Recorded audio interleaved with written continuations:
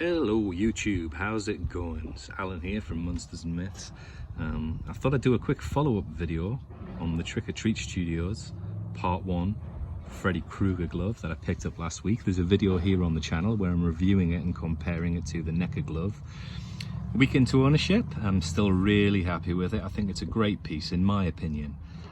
Yeah, it makes a great display piece and yeah, it looks good on my shelf. So I'm happy with it.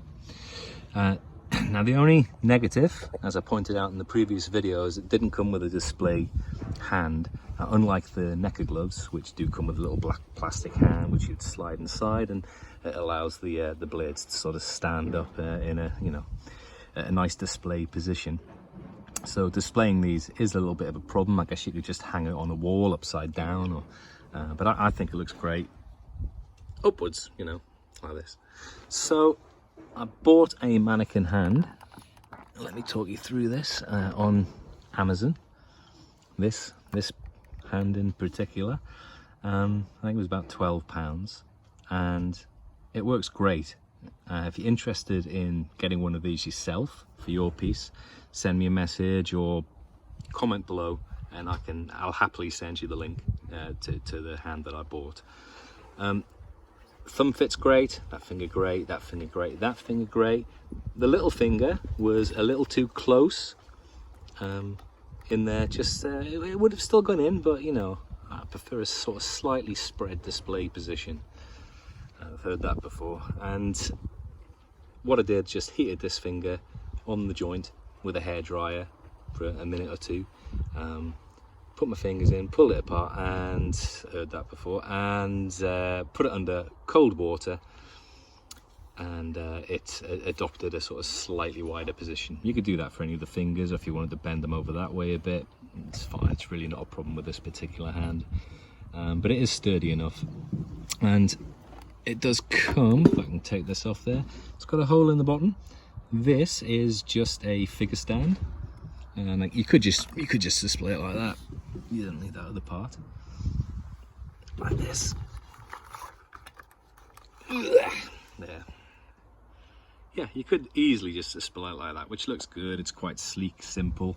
For my part, I've used, I think this was the top off an old candle, which I've put some felt sticky tabs from Poundland on the bottom there, and spray painted that matte black. That's a bit of blue tack there.